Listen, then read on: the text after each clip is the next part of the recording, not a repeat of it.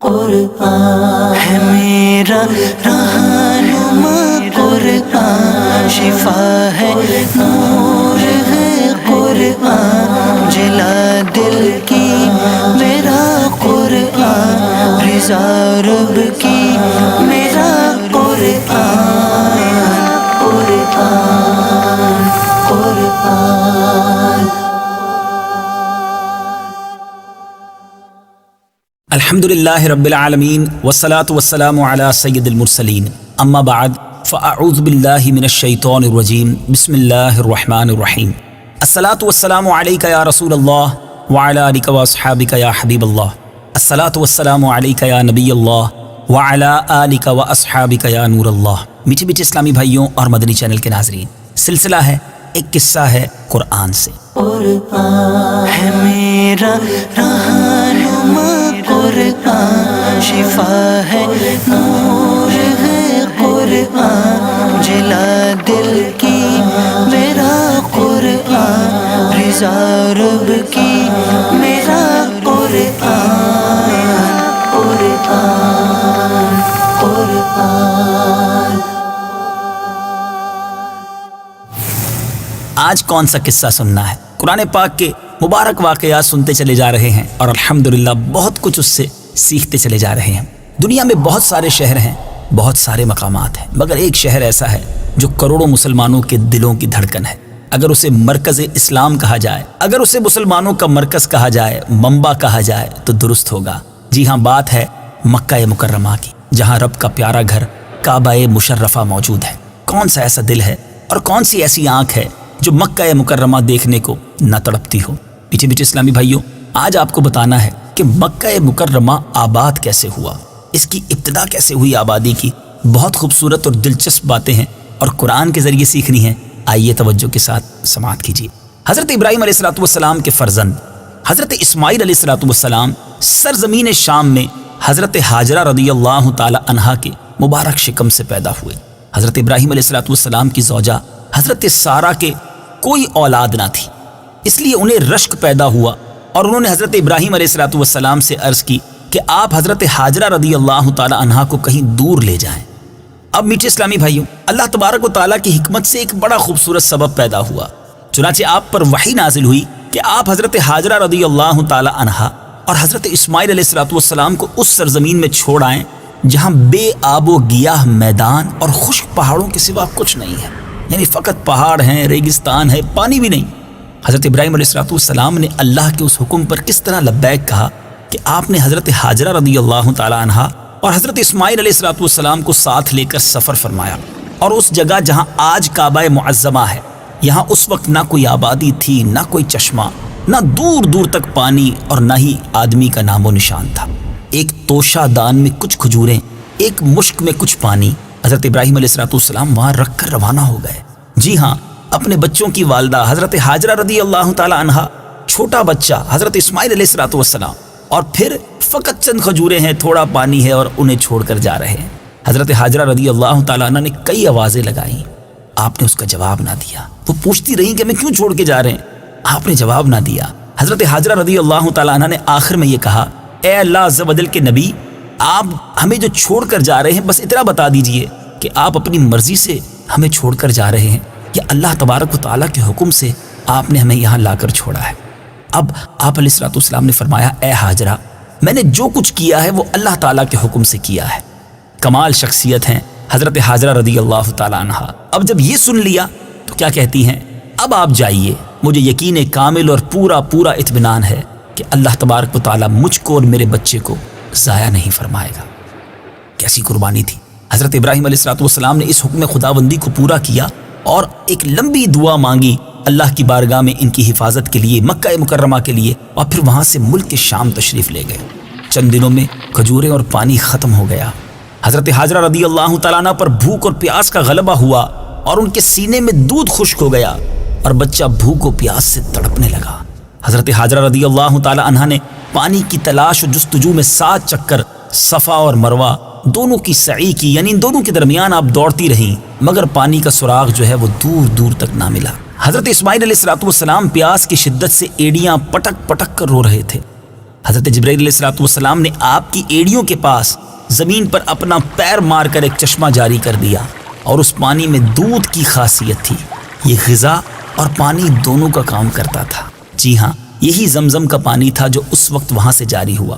شاید آپ کو نہ معلوم ہو کہ زمزم اس کے معنی ہے رک رک۔ حضرت حاجرہ رضی اللہ تعالی عنہ نے جب اس پانی کو جاری ہوتا ہوا دیکھا تو اس وقت فرمایا تھا یا ماں زمزم، اے پانی رک جا، اور اس وقت سے اس کا نام ہی زمزم پڑ گیا۔ میٹھے اسلامی بھائیوں، زمزم شریف کا پانی پی کر حضرت حاجرہ رضی اللہ تعالی عنہ اور حضرت اسماعیل علیہ السلام زندہ رہے۔ جی ہاں، یہ پانی آج بھی اگر آپ پئیں تو یہ خوراک کا کام کرتا ہے، اور دونوں ماں بیٹے اسی پانی کے سبب چلتے رہے، زندہ رہے۔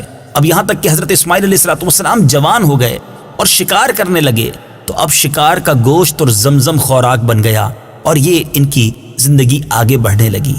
میٹھے میٹھے اسلامی بھائیوں، کچھ عرصہ مزید گزرا تو قبیلہ جرہم کے کچھ لوگ اپنی بکریوں کو چراتے ہوئے اس میدان میں آئے، پانی کا چشمہ دیکھا، حضرت حاجرہ رضی اللہ تعالی عنہ سے اجازت لی اور یہاں آباد ہو گئے۔ اب اسی قبیلے کی ایک لڑکی سے حضرت اسماعیل علیہ السلام کا نکاح ہو گیا۔ اب رفتہ رفتہ یہاں ایک آبادی ہو گئی، گاؤں بسنے لگا، لوگ بڑھنے لگے۔ اب حضرت ابراہیم علیہ السلام کو حکم دیا گیا کہ خانہ کعبہ کی تعمیر کریں۔ چنانچہ آپ نے حضرت اسماعیل علیہ السلام کی مدد سے خانہ کعبہ کو تعمیر فرمایا۔ اس وقت حضرت ابراہیم علیہ السلام نے اپنی اولاد اور باشندگان مکہ مکرمہ کے لیے جو ایک طویل دعا مانگی تھی وہ قرآن پاک میں مختلف صورتوں میں مذکور ہے۔ چنانچہ سورہ ابراہیم میں آپ کی اس مبارک دعا کا کچھ حصہ اس طرح ہے، آئیے سنتے ہیں۔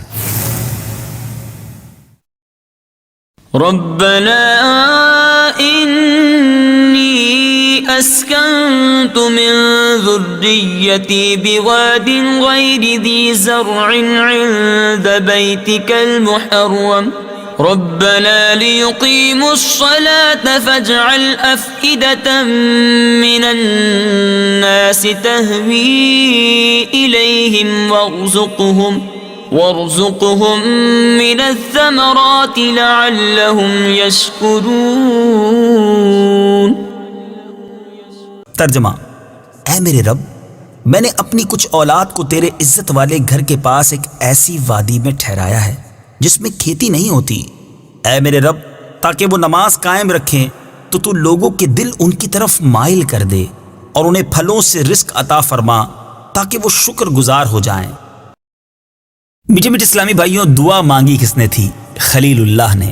سبحان اللہ، یہ دعا قبول کیوں نہ ہوتی؟ اس دعا میں حضرت ابراہیم علیہ السلام نے اللہ کریم کے دربار سے دو چیزیں طلب کی، ایک یہ کہ کچھ لوگوں کے دل اولاد ابراہیم کی طرف مائل ہوں، اور دوسرے یہ کہ ان لوگوں کو پھلوں کی روزی کھانے کو ملے۔ سبحان اللہ، کس طرح یہ دعائیں قبول ہوئیں کہ آج ساری دنیا کے لوگوں کے دل، ساری دنیا کے مسلمانوں کے دل مکہ مکرمہ کی طرف کیسے مائل ہوئے ہیں کہ کروڑا کروڑ انسان مکہ پاک کی زیارت کے لیے تڑپ رہے ہیں۔ ہر دور میں طرح طرح کی تکلیفیں اٹھا کر مسلمان خشکی اور سمندری راستوں سے، ہوائی راستوں سے مکہ مکرمہ تشریف لے جاتے رہے اور قیامت تک جاتے رہیں گے۔ اور اہل مکہ کی روزی اور پھلوں میں برکت کا یہ عالم ہے کہ عجیب بات یہ ہے کہ مکہ پاک اور اس کے قرب و جوار میں کوئی کھیتی نہیں ہے، ایسے باغات نہیں کہ جہاں پھل ہوتے ہوں، مگر رب کی شان دیکھیں، وہ کون سا پھل ہے جو مکے کے بازاروں میں نہیں ملتا۔ ایسے ایسے پھل اور میوے دیکھنے اور کھانے کو ملتے ہیں کہ دنیا بھر سے آئے ہوئے زائرین حیرت میں پڑ جاتے ہیں۔ بلکہ مکہ مکرمہ میں تو گرمیاں ہوں تو سردیوں کے پھل بھی مل جاتے ہیں، اور سردیاں ہوں تو گرمیوں کے پھل کھانے کو بھی مل جاتے ہیں۔ دعائے ابراہیمی کا کیسا اثر ہے کہ آج دنیا کا کون سا پھل اور کون سا میوہ ہے جو مکہ مکرمہ میں موجود نہیں۔ میٹھے اسلامی بھائیوں، حضرت ابراہیم علیہ السلام نے اس کے بعد ایک اور دعا بھی مانگی، اپنی اولاد کے علاوہ تمام مومنین کے لیے بھی وہ دعا مانگی۔ آئیے وہ دعا بھی سنتے ہیں۔ رب اجعلنی مقیم الصلاة ومن ذریتی ربنا وتقبل دعاء۔ ترجمہ: اے میرے رب، مجھے اور کچھ میری اولاد کو نماز قائم کرنے والا رکھ، اے ہمارے رب، اور میری دعا قبول فرما۔ ربنا اغفر لی ولوالدی وللمؤمنین یوم یقوم الحساب۔ ترجمہ: اے ہمارے رب، مجھے اور میرے ماں باپ کو اور سب مسلمانوں کو بخش دے جس دن حساب قائم ہوگا۔ میٹھے میٹھے اسلامی بھائیوں، اس مبارک واقعے سے مکہ مکرمہ کیسے آباد ہوا یہ بھی سیکھنے کو ملا، اور یہاں یہ بھی پتہ چلا کہ حضرت ابراہیم علیہ السلام اللہ تبارک و تعالیٰ کے کیسے اطاعت گزار اور فرما بردار تھے کہ وہ بچہ جس کو بڑی دعاؤں کے بعد بڑھاپے میں پایا تھا، جو آنکھوں کا نور اور دل کا سرور تھا، حضرت ابراہیم علیہ السلام اس کو کبھی اپنے سے جدا نہیں کرتے تھے، مگر جب رب کا حکم ملا، امتحان تھا، کیسے امتحان میں پورا اترے کہ اپنی بچوں کی والدہ کو بھی، اپنے بچے کو بھی اللہ کے سپرد کر کے اس ریگستان کے اندر، اس چٹیل میدانوں کے اندر چھوڑ کر آ گئے۔ مگر آج اللہ تبارک و تعالیٰ نے ایک ایسا ثمرہ انہیں عطا فرمایا کہ اولاد ابراہیم کا چرچا رہتی دنیا کے لیے موجود ہے۔ میٹھے میٹھے اسلامی بھائیوں، ہمیں یہاں یہ بات سیکھنے کو مل رہی ہے کہ اگر کبھی امتحان آ جائے تو اس میں پیچھے نہیں ہٹنا چاہیے، اللہ تبارک و تعالیٰ کی رضا پر راضی رہنا چاہیے۔ میٹھے میٹھے اسلامی بھائیوں، اس واقعے میں ایک اور بات سیکھنے کو مل رہی ہے کہ حضرت ابراہیم علیہ السلام نے اپنے فرزند حضرت اسماعیل علیہ السلام اور ان کی اولاد کے لیے نہایت محبت بھرے انداز میں دعائیں مانگی، ان کے رزق کے لیے دعائیں مانگی، اور اس سے پتہ چلا کہ اپنی اولاد سے محبت کرنا، ان کے لیے دعائیں مانگنا، یہ حضرات انبیاء کرام علیہ السلام کا مبارک طریقہ ہے جس پر ہم سب مسلمانوں کو عمل کرنا چاہیے۔ ہم میں سے بہت سارے اس وقت صاحب اولاد یہ سلسلہ سن رہے ہوں گے، کیا آپ کی دعاؤں میں آپ کے بچوں کا حصہ ہے؟ جی ہاں، ماں باپ کی دعائیں بچوں کے حق میں بڑی مقبول ہیں۔ اچھی اچھی دعائیں ان کے لیے کریں، ان کی دنیا کے لیے بھی دعائیں کریں، ان کی آخرت کے لیے بھی دعائیں کریں۔ بعض اوقات ماں باپ بچوں سے کسی بات پر ناراض ہو کر بد دعائیں دینا شروع کر دیتے ہیں، ایسا نہ کریں، آپ کی بد دعا بھی انہیں لگ جاتی ہے اور پھر آپ ہی تکلیف میں آ جاتے ہیں۔ تو جب بھی بچوں کے لیے ہاتھ اٹھائیں، برکت کی، رحمت کی اور اس کی دنیا اور آخرت کی بہتری کے لیے دعا کریں۔ ماں باپ تو ہوتے ہی شفیق ہیں، اپنے بچوں کو اپنی دعاؤں میں یاد رکھنا یہ انبیاء کرام کا طریقہ ہے۔ مدنی چینل دیکھتے رہیے، انشاءاللہ مزید قرآنی واقعات لے کر حاضر ہوں گے۔ صلو علی الحبیب صلی اللہ تعالی علی محمد صلی اللہ علیہ وسلم۔ قرآن ہے میرا رہنما، قرآن شفا ہے، نور ہے قرآن، جلا دل کی میرا قرآن، رضا رب کی میرا قرآن، قرآن قرآن